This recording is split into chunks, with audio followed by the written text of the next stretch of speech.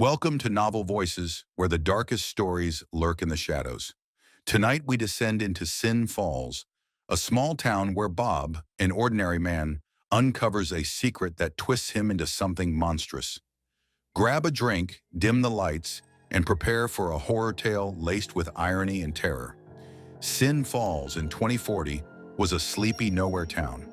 Bob Harper, a 40-something loner with a low-paid dead-end job, lived next to Harold Grayson, a saintly, church-going widower who radiated kindness.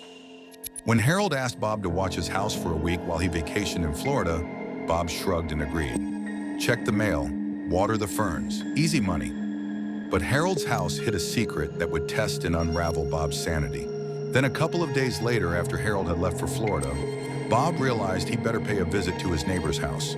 So he strolled over to Harold's pristine home across the street. It was adorned with crosses, well-furnished, modern with Bible quotes in frames hung on the wooden paneled walls here and there, all tastefully done to Bob's grunting acknowledgement. Envy was something he had felt for Harold for many years, ever since he had moved into the neighborhood. So after snooping around his upstairs, including Harold's bedroom, hoping to find something interesting or incriminating for a church man, he eventually gave up. Boredom led him to the basement, which Harold had called just storage. Down the creaky stairs, Bob found a glowing, transparent dome, 3 feet wide, encasing a miniature city. Tiny skyscrapers sparkled, monorails hummed, and microscopic figures bustled. It seemed like it was a living world, impossibly real. Bob chuckled darkly, muttering, "What's this, Harold? Your flat Earth fantasy? This is the only way a dome would work, dumbass. The real world's a globe, obviously." Bob's smirk faded as he grasped the dome's reality and implications. Looking closer, it wasn't just a model as he had assumed. This was a marvel of artificial intelligence and nanotechnology. Nanobots and sentient code creating synths, synthetic people living in a futuristic city. Bob had heard of the rave announcements for years online and even on television, but just passed them off as hyperbole. Harold, in his day job, was, apart from being devout, an engineer, and had lovingly built it. A control panel offered options: weather, food, population. A note in Harold's handwriting read, "Care for them as I do. They are my children." Bob scoffed. Harold playing God? This was too much. By day 2, Bob was hooked. He realized he hadn't even slept. He had been up all night zooming in and out viewing the miniature marvel. He watched the synths, tiny families, workers, even priests in miniature churches. He tweaked the controls, sending a light snow over the city. Synths bundled up, oblivious to their watcher. Bob felt a rush. He wasn't just a neighbor, he was their deity. But a cruel spark ignited in him, a need to push further, to break things just because he could. On day 3, Bob's boredom turned sadistic. Without realizing it, he had barely slept or eaten. He was just too transfixed and addicted. He cranked the heat to unbearable levels, watching synths collapse as their crops burned. Tiny hospitals overflowed. Then, in a twisted whim, he grabbed a dirty coffee cup, relieved himself into it, and poured the foul liquid into the dome's water system. "I'm really taking the piss," he cackled, watching hundreds of synths drown in the tainted flood, their streets choked with chaos. The control panel logged 5,000 deaths. Bob's laughter filled the basement, cold and unhinged. The synth's artificial intelligence, which was more advanced than Bob realized, sensed the shift. Tiny priests preached of a dark god who'd usurped their creator. They built altars, offering sacrifices to appease him. Bob found it hilarious, triggering quakes to crush their temples. "Keep praying, ants," he sneered, raising storms that tore through their city.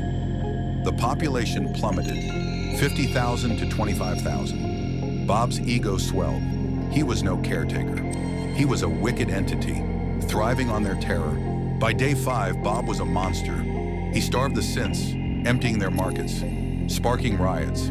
He unleashed a plague, watching green-tinted bodies pile up. The panel showed 10,000 survivors left, barely clinging to life. Bob whispered to the dome, "You're nothing without me." He toyed with darker ideas. Maybe he'd add something worse than urine next, like his own milky seed, or perhaps bleach. He knew he was always ready to bust a nut these days anyway, never being into porn much anymore, and hadn't had a girlfriend in years, as most men hadn't for decades now, apart from a top 5% of rich men. He just wanted to see what chaos it'd spawn. The thought made him pause. A flicker of shame quickly drowned his sadistic glee. Day 6 brought a video message from Harold. "Home tomorrow morning. Thanks, Bob." Bob's heart sank and he came back to his senses. The city inside the den was a wasteland. Buildings crumbled, streets flooded with his vile acts. Harold would see the carnage, fear mixed with defiance. Bob couldn't and wouldn't stop. He'd ruined the synths completely, consequences be damned. He spent the night unleashing hell, tornadoes, fires, more floods.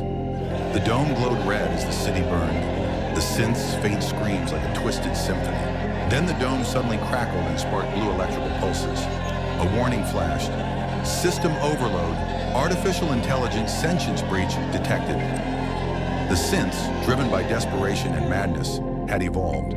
Since Harold had not paid attention to how this new technology actually functioned, so was ignorant to the warnings and safety precautions associated with this new tech. Since the artificial tech was considered sentient, it would also defend itself in extreme cases.